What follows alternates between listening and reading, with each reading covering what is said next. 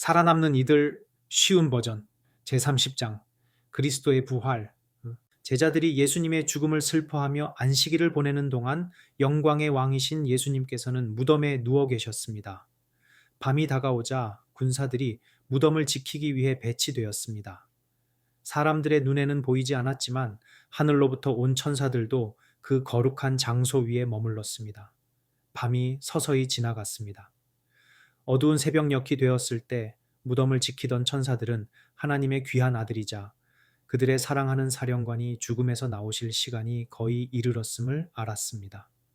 그들은 예수님의 승리의 순간을 숨죽이고 기다리고 있었습니다.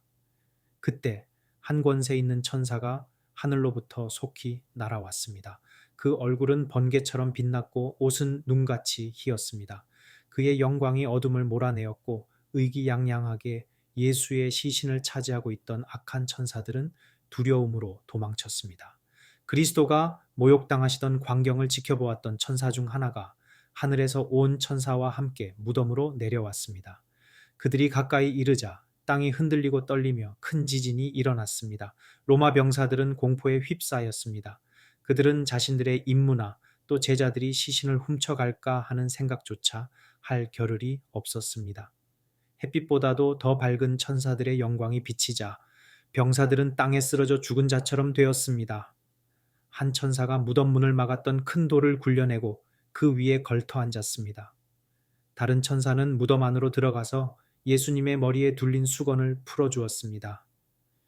하늘에서 온 천사가 땅을 진동케 하는 목소리로 외쳤습니다. 하나님의 아들이여, 아버지께서 당신을 부르시니 나오소서. 사망은 더 이상 그를 지배할 수 없었습니다. 예수님께서는 승리의 정복자로서 죽음에서 일어나셨습니다. 천사들은 경이로운 눈으로 그 엄숙한 광경을 지켜보았습니다. 예수님께서 무덤에서 나오실 때 빛의 천사들은 땅에 엎드려 예수님께 경배하며 승리와 개선의 노래로 환호하였습니다. 사탄의 부하들은 하늘 천사들의 밝고 권세 있는 영광 앞에서 도망칠 수밖에 없었습니다. 그들은 그들의 왕 사탄에게 포로를 빼앗긴 것과 그들이 그렇게도 미워하던 예수가 죽음에서 다시 살아났다는 것을 불평하며 전했습니다. 그들은 자신들이 가진 타락한 인간을 다스릴 수 있는 권세로 생명의 줄을 무덤에 눕힌 것을 미친 듯이 기뻐했지만 그 기쁨은 이제 자취를 감췄습니다. 예수님께서 갇히신 곳에서 위엄을 갖춘 승리자로 다시 살아나오실 때 사탄은 자신이 머지않아 멸망할 것과 자신의 왕국이 원래 소유자인 예수님의 손에 넘어가게 될 것을 알았습니다. 그토록 애써 노력했음에도 예수님께서 패배하지 않으셨을 뿐만 아니라 인류를 위한 구원의 길을 열어 누구든지 그 길을 따르는 자마다 구원을 얻을 수 있게 하셨다는 사실에 분노하며 탄식했습니다. 악한 천사들과 그들의 지휘자인 사탄은 어떻게 하면 계속해서 하나님의 정부를 대항해 싸울 수 있을지 의논했습니다. 사탄은 그의 부하들에게 제사장들과 장로들에게로 가라고 명령하며 말했습니다. 우리는 제사장들과 장로들을 속였다. 우리는 그들을 예수를 미혹자로 믿게 했다. 로마 병사들은 그리스도가 살아났다는 저주스러운 소식을 전할 것이다. 우리는 그 제사장들과 장로들을 충동하여 예수를 미워하고 죽이게 했다. 그들에게 가서 만약 예수의 부활이 백성들에게 알려지면 그들이 무죄한 사람을 죽인 일로 돌에 맞아 죽게 될 것이라고 설명하라. 하늘 천사들이 무덤을 떠나고 영광의 빛이 사라졌습니다. 로마 군사들은 공포에 떨며 슬그머니 머리를 들어 주변을 살폈습니다. 무덤을 막았던 돌이 굴려져 있고 예수님의 시신이 사라진 것을 보자 깜짝 놀랐습니다. 군사들은 서둘러 성으로 달려가 자신들이 본 것을 제사장들과 장로들에게 알렸습니다. 살해자들이 그 놀라운 보고를 들었을 때 얼굴은 하얗게 변했습니다. 자신들이 저지른 일을 생각하며 어찌할 바를 몰라 떨었습니다. 보고가 사실이라면 막막할 뿐이었습니다. 어떤 행동을 취해야 할지, 무슨 말을 해야 할지 몰라 멍하니 앉아 있기만 했습니다. 그 보고를 받아들이면 곧 자신들을 정죄하는 것이 될 것이었습니다. 잠시 후 그들은 한쪽에 모여 어떻게 해야 할지 의논하였습니다. 만일 그 보고가 무덤을 지키던 군사들에 의해 백성들에게 전파된다면 그리스도를 죽인 자들은 그를 무고히 살해한 자로 여겨져 죽임을 당할 것이라고 판단했습니다. 결국 그들은 병사들을 매수하기로 했습니다. 병사들에게 적지 않은 돈을 건네주며 말했습니다. 너희는 말하기를 그의 제자들이 밤에 와서 우리가 잘 때에 그를 도적질하여 갔다고 하라. 무덤을 지키던 병사들은 자신들이 지켜야 할 책임이 있음에도 잠을 잤다고 하면 어떻게 될지 걱정하며 물었습니다. 유대 관원들은 그 문제를 총독에게 잘 설명하여 그들을 안전하게 보호해 줄 것을 약속했습니다. 결국 로마 병사들은 돈 때문에 자신의 명예를 팔고 제사장들과 장로들의 의견에 따르기로 동의했습니다.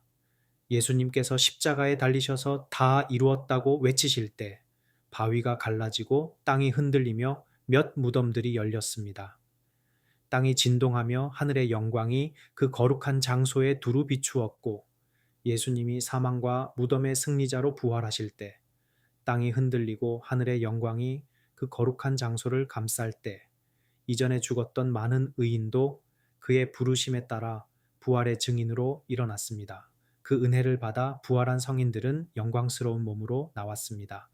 그들은 세상이 창조된 때부터 그리스도 당시까지 각 시대에 걸쳐 선택된 거룩한 자들이었습니다. 유대 나라의 지도자들이 예수님의 부활을 숨기려고 애쓰고 있는 동안 하나님께서는 무덤에서 한 무리를 일으켜 예수님이 부활하신 사실을 증거하고 그의 영광을 드러내게 하셨던 것입니다. 부활한 성도들은 서로 다른 키와 모습을 지니고 있었습니다. 어떤 이들은 다른 이들보다 더 고상한 모습을 하고 있었습니다. 그들을 보고 있으면 시간이 흐르면서 인류가 점점 타락한 것과 그 능력과 아름다움을 잃어버렸음을 알 수 있을 것입니다. 또한 사탄이 질병과 사망의 권세를 통해 그의 세력을 점점 더 넓혀온 사실을 볼 수 있을 것입니다. 노아나 아브라함의 시대에 살던 사람들은 그 형체와 아름다움, 그리고 능력에 있어서 천사와 비슷했습니다. 그러나 시간이 흐를수록 사람들은 점점 연약해져 질병에 대한 저항력이 약해졌으며 생명도 점차 단축되었습니다. 사탄이 어떻게 하면 인류를 더 괴롭게 하고 약하게 만들 수 있을까 끊임없이 연구한 결과입니다. 예수님께서 부활하실 때 함께 부활한 자들은 많은 사람들을 만났습니다. 그들은 인류를 위한 희생이 완성되었음을 전하며 유대인들이 십자가에 달아 죽인 예수께서 죽음에서 일어나셨음을 증언했습니다. 그들은 또한 자신들이 무덤에서 일어나 나온 것은 예수님의 크신 능력 덕분이라는 사실을 증거했습니다. 거짓 소문이 유포되었음에도 불구하고 그리스도의 부활은 사탄이나 그의 천사들, 그리고 제사장들에 의해 결코 감춰질 수 없었습니다. 무덤에서 살아나온 거룩한 무리가 은혜롭고 기쁜 소식을 전파했습니다. 예수님께서도 낙담하고 슬퍼하는 제자들에게 나타나셔서 그들의 두려움을 없애주시고 그들을 기쁨과 즐거움으로 채워주셨습니다. 주일 중 첫날 이른 아침, 아직 어두울 때 경건한 여인들이 귀한 향품을 예수님의 시신에 바르기 위해 무덤을 찾아갔습니다. 그들은 무덤을 막았던 거대한 돌이 굴려져 있고 예수님의 시신이 사라진 것을 발견했습니다. 실망과 근심 속에서 혹시 적들이 시신을 가져간 것이 아닌지 걱정했습니다. 갑자기 그들은 흰옷을 입고 얼굴이 해같이 빛나는 두 천사를 보게 되었습니다. 하늘에서 온 이 천사들은 여인들에게 예수님께서 살아나셔서 그곳에 계시지 않으므로 그의 누우셨던 자리만 볼 수 있다고 말해 주었습니다. 천사들은 그들에게 제자들에게 가서 주께서 그들보다 먼저 갈릴리로 가실 것이라는 소식을 전하라고 했습니다. 여인들은 두려움과 큰 기쁨으로 슬퍼하던 제자들에게 달려가 자신들이 보고 들은 것을 전했습니다. 제자들은 그리스도께서 살아나셨다는 사실을 쉽게 믿을 수 없었습니다. 그래서 그 소식을 전해준 여인들과 함께 급히 무덤으로 달려갔습니다. 그들은 예수님께서 계시지 않는 것을 확인하고 그분을 쌌던 수의도 보았지만 여전히 예수님이 살아나셨다는 기쁜 소식을 믿기가 어려웠습니다. 그들은 혼란스러운 마음으로 집으로 돌아갔습니다. 마리아는 홀로 남아 자기가 본 것을 곱씹으며 혹시 속은 것이 아닌가 하는 의심과 싸우면서 무덤 근처를 서성였습니다. 그는 또 다른 시련이 자신을 기다리고 있을 것이라는 생각에 사로잡혔습니다. 갑작스럽게 슬픔이 밀려와 마리아는 울음을 터뜨렸습니다. 그는 몸을 굽혀 무덤 속을 다시 들여다보았을 때 흰옷을 입은 두 천사가 있는 것을 보았습니다.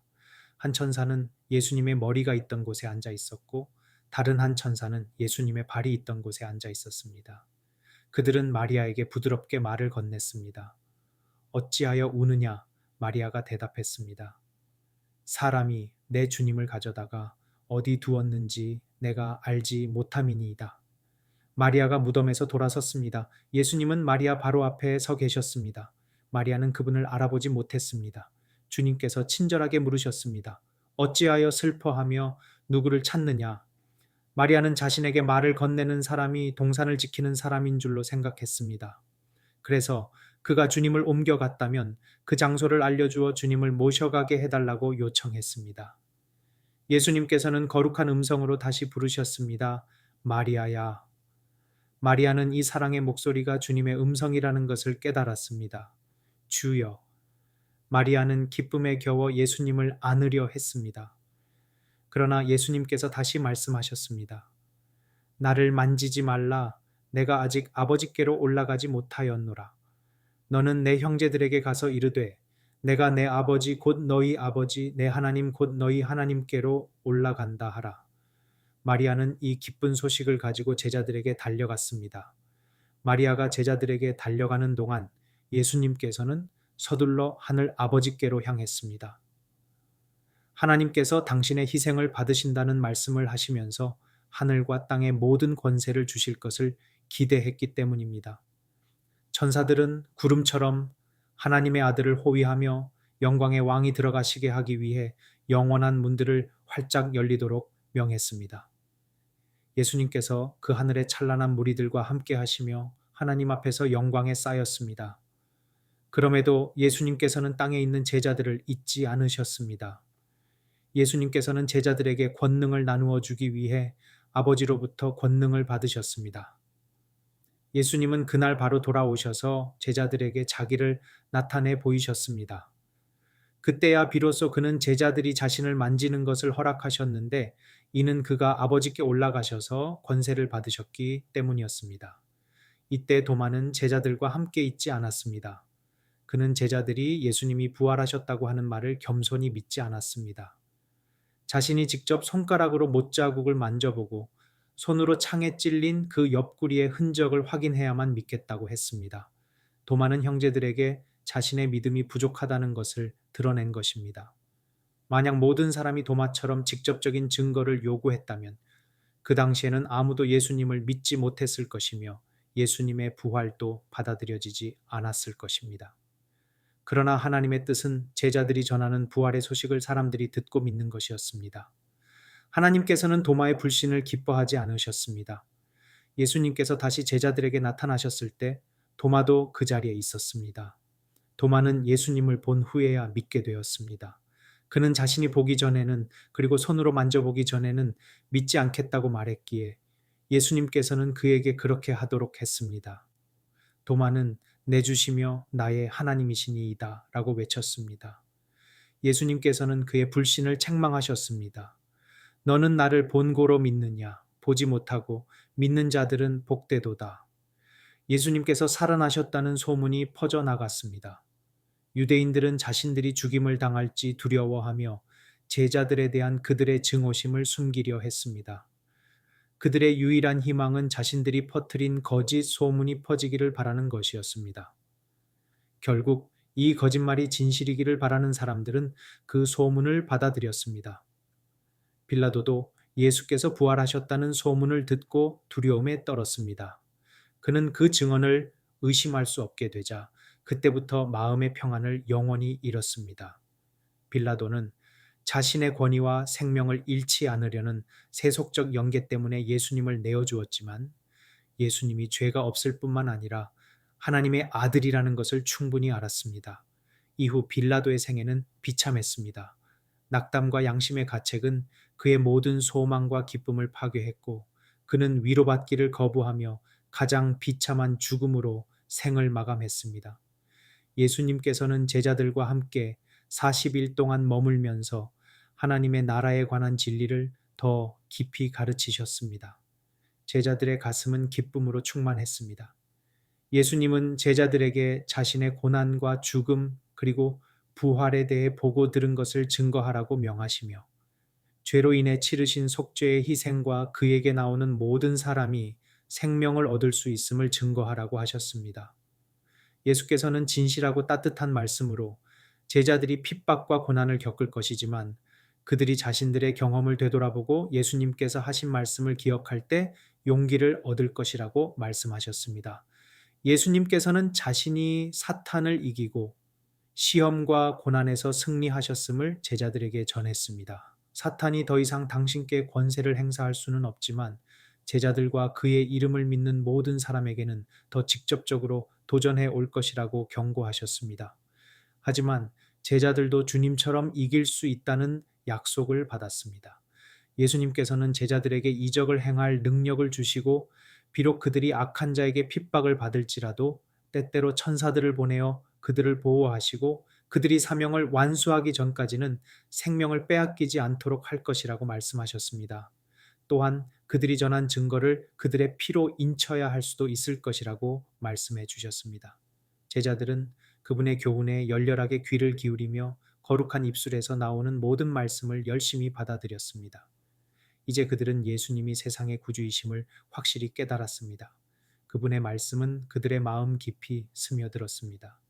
그러나 그들은 머지않아 하늘의 스승과 작별해야 하고 다시는 그분의 입에서 나오는 위로와 은혜로운 말씀을 듣지 못하는 것이 섭섭했습니다. 그러나 예수님께서 주시는 약속, 곧 그분이 하늘로 가셔서 그들을 위해 있을 곳을 예비하고 다시 와서 그들을 영접하실 것이라는 말씀을 주셨을 때 그들의 마음은 사랑과 무한한 기쁨으로 가득 찼습니다. 또한 그분은 보혜사인 성령을 보내어 그들을 모든 진리 가운데로 인도하게 하실 것을 약속하셨습니다. 그러시면서 예수님께서는 손을 들어 그들을 축복하셨습니다.